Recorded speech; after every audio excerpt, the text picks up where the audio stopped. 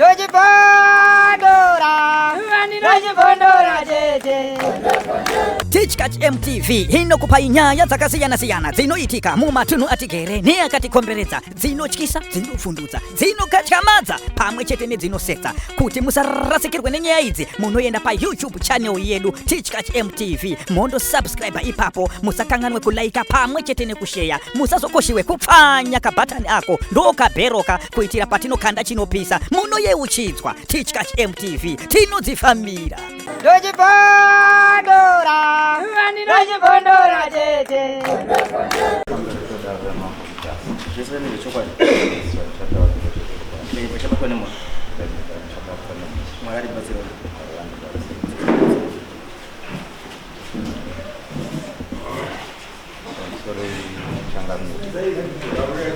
Pamusoro wechangamiro indinonzi Blackson Fuwas. Ndauya kuno ndichiunzawo nyaya yangu yokuti musi wa28 September gore rino ndakadaidzwa kudarira Ishe Muchena. Ndaenda kuya ine nomunin'ina wangu tikapiwa mutongo wekunzi tichibva pamusha patinogara patakakurira, ndo mutongo wandakapiwa. Ava ndauya navo kudare ndovakatsa nyaya iyoyi kwa Ishe Muchena.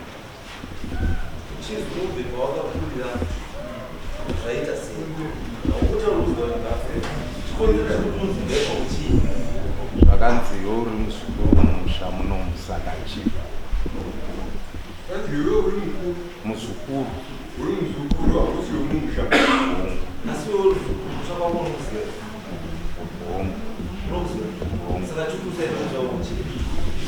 ini sekuru vakandirera hanzvadzi yamai hongu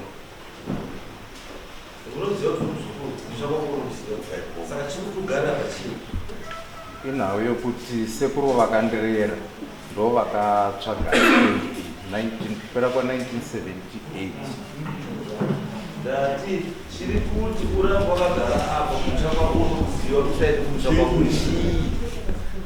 usikaendi kumusha kwako ndopa ndakakurira uye ndomusha wandinokuteerera uye ndakasirwa mapepa estate.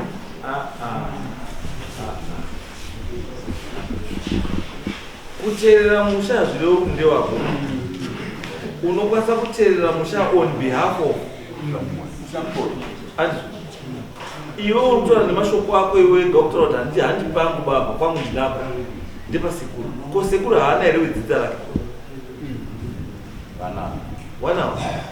Saka sei wedzinza iwewo wakuta take over musha wedzinza vanhu vacho vari? Ini ndakasirwa musha. Akakusiyira. Do you have anything to written? A will or something? Children don't do it, dogs go there.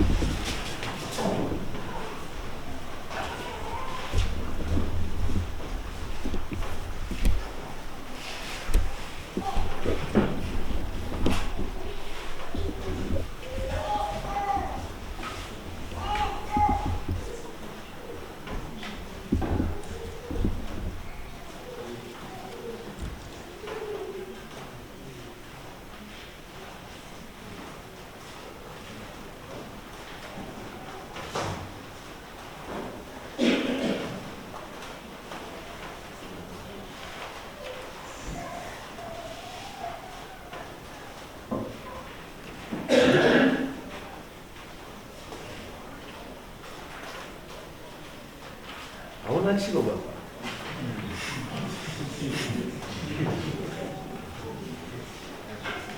Hauna chilo. Because this is just a sketch map. sketch name has nothing to do nenyaya ownership kana nyaya yekutransfer ownership kuisa kwauri kubva kumunhu. There's nothing. Ingori just a sketch map area kuratidza kuti area yaunogara pane crest iri mamita zakati kusvika pakati apa zvikadai apane karwizi apane macondos apane chii izvozvo zvakupa ownership bokuti uri kuti ndikauya ndikasvika ndikaenda pambiri apo ndikasvika ndikapa sketch map ndikangoita sketch map this thing patoo pangu ndizvo here because apa akapo hazvinobvira zvamutaura kuti iyi lenzi kupiwa sketch map ndearea yapiwa ningi muridzi wenzvimbo wobva asaina pasi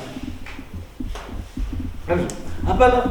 This is just a sketch map inotaura kuti sketch map pane domba pane rwizi apa mubhuku raishe muchena munzvimbo yamambo Mutasa mudhumeni ndinyambavhu macomments gradient is 1 to 300 contours to be dug 1.5 meters by 45 centimeters, total area pegged 0.564 hectares, farmer's signature nothing. Hapana, this is nothing. Chipepo zvaunondochengeta kuwanza makonzomba achina zvachinotaura. Then iyi ndasaroa district council permit permit ndiye musi wa 1 December 2023 ndizvo here iwe unozariwa unozi Clarkson Kwaza, but this permit is in the name of applicant Kwaza Rose.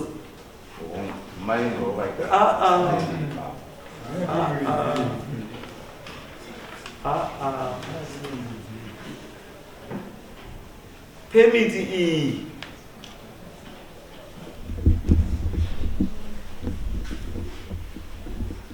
iri muzita raKwaza Rose. Iwewe hausi Kwaza Rose. Iwe unozi ani? Unozi Clarkson. So it means Clarkson, you are using Incomama documents asiri ako to prove your point, which is wrong. Use your documents to back your statements. You don't use other people's documents to back your statements. No. Permit in applicant for the permit ndiri Rose Kwaza. Izvi zvava zvatoenda kubatsira futi manje kusemenda nyaya yekuti handi pako nekwako tipe yako permit inoti Clarkson. Tipe, where is it? Show us. Mambo permit yakazonyorwa inini ndaiterera pastage ngati wanga uri kuteerera on behalf of anooneko wanga uri kuteerera on behalf of ukatarisa risiti rwanga uchipiwa rwanga rwakazi Rose Kwaza, rwanga rusina kunzi Clarkson. marisiti ane zita rako asi risiti isina land because muridzi weland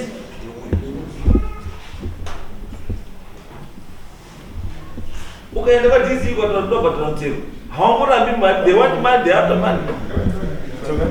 Mundimani bambo ndi Clarkson $10 usiya bhuku ripi nyautonga kwani kwashe mchena ki zapera eta when unokwanisa kubhadhara une $600 yakatobhadhara kumutero asi unobhadharira mhepo because hamuna chiro chekubhadharira pa ane chikwereti izvizvi ndi Rose kuwana haasi kubhadhara mutero.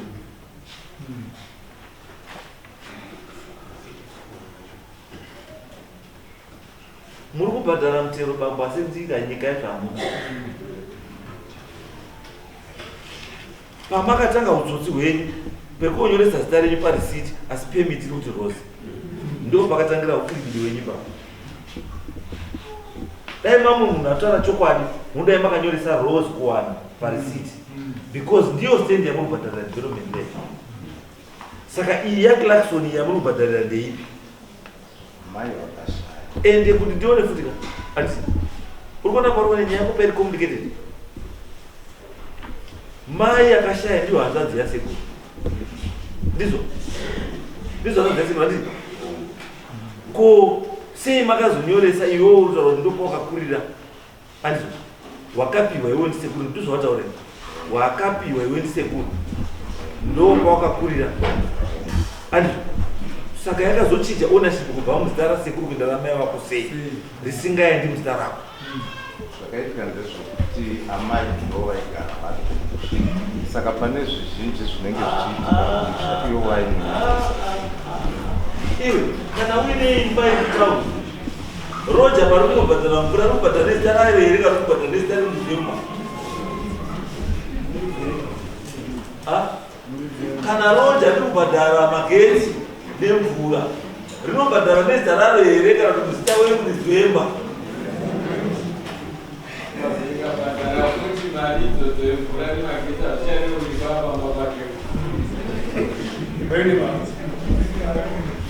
Ndakaona nyaya ndezvo kuchapangwa kucha community service yakanaka nana sekuru kuti vana sekuru vagare vasimo arias kuti vana sekuru vagare vasi muchii muarias. Asi chaunofanira kuchiziva mani mapapers esa I think Ishemchena there's need to withdraw this permit.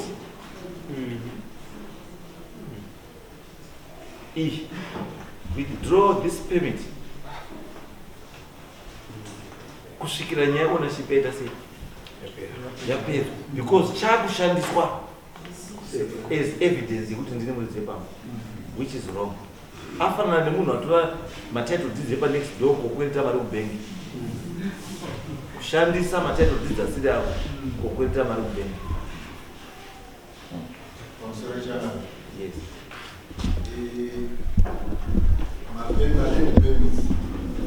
Mutemo wawo unotora sabhuku anotora information kubva muregister rake.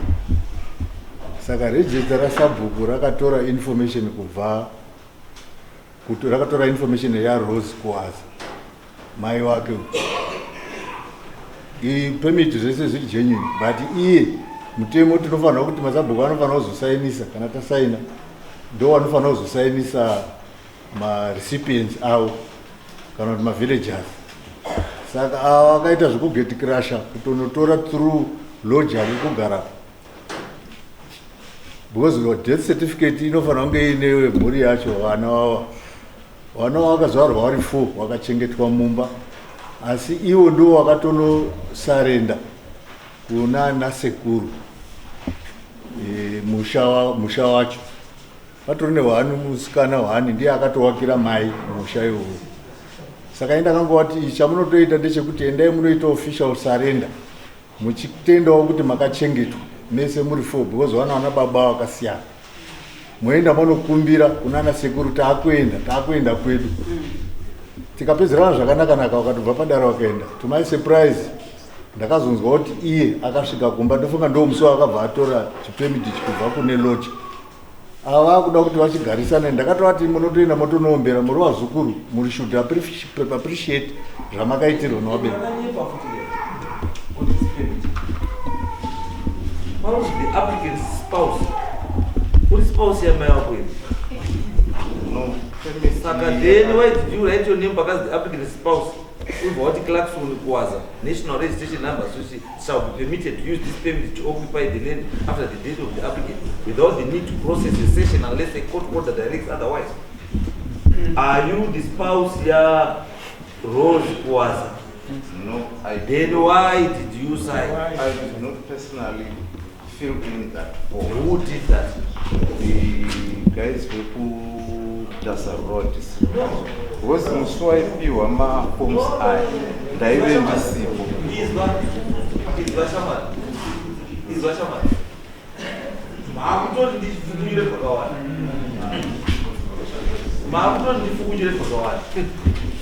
And you can't tell me kuti wakomana kwa DD office Mutasa Law District Council, they do not know the meaning and the difference between the husband and the spouse, and the son and daughter, cannot mother and grandmother, and mother and granddaughter. How was it the difference? Is that what you are telling me? No. So what are you telling me? Oh, I'm telling you, in any form here. So it means you cannot use this form in a court of law to defend yourself because you don't even know Sakanywa.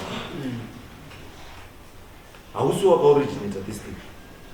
So how can you use it then to defend yourself in a court of law?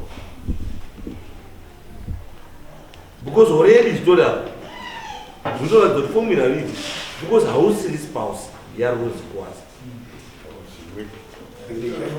Spouse iri kutaura apa ndibaba wako baba wako akafa mai wako akafa saka spouse ichikutaura nezvayapa ndiani because murume akafa mukadzi akasara ndiye surviving spouse mukadzi akafa murume akasara ndiye surviving spouse saka iwo haukuzviti uri spouse yamai wako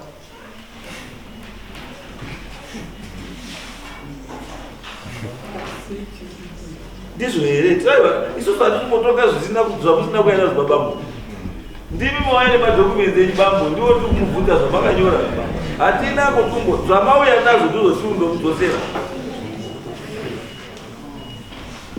ndimi mauya nepemdibani hanzi zita rakanyorwa ngerani ngerenyu bambo saka tiri kukubvunza hai zvamauya nazvo nekukubatsirai kuti zviri rongo izvi zvinokwanisa kusungisa ipo because ipo jani yamakaita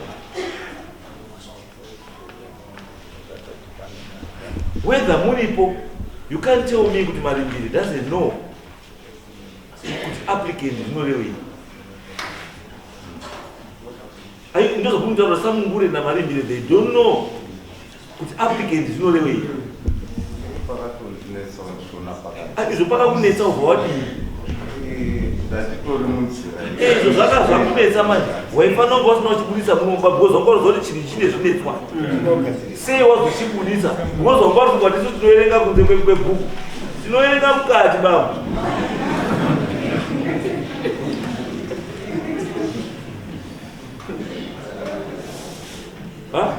ndizvo mafunga mavhura unofo itrial era yekuzi haa vakangona pemidota zvaoke zvehurumende vanotoerenga kudobva vanokanda zvino hatiti zvobamo tingopinda mukati bamo mukati izvo zvanga chinhu chamutaura taenda kochinhonga kuparagrafu namba 4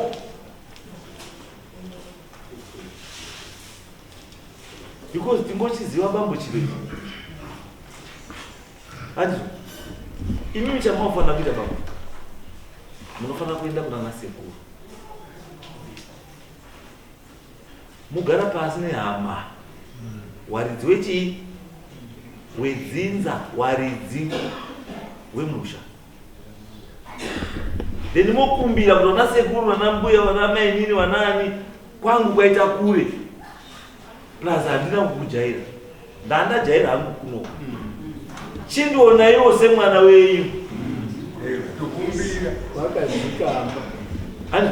chindionaiwo semwana wenyu andizvo wanokunzwisisa vanhu ava wokugurira pawakugurira pobva padaidzwa nezita rababa wako iwewe rekwako yekona zita rana sekuruba panodaidzwa nezita rani rekwako kwaunoziva kuti ndo kwako ndo baba musha pako ipapo wana sekuru wokuisira hoko wokugarisa zvakanaka. Don't fight wana sekuru because wana sekuru ndepawa hama yana sekuru ndi mai wako iwe ndo saka wasina kurwisa mai wako paigarapo because waizoti mwana wechi asi iwewe manje hauswepo. Saka wana sekuru nga wakubatsira iwe wenda unozvinenepise kunanga sekuru notoda kuvatsotsa zvokuda kuita uchivaburitsira sketch map uchiti agreement of change of ownership uchivaburitsira permit uchiti ndiyo chaiwo official title deed yekureserve apo uchivanyepewa ndasekundiwe spouse yamai wako iwe kuna mai wako you are the surviving beneficiary anzo uri beneficiary yeestate yamai wako not kuti uzviti uri spouse yamai wako hazviiti.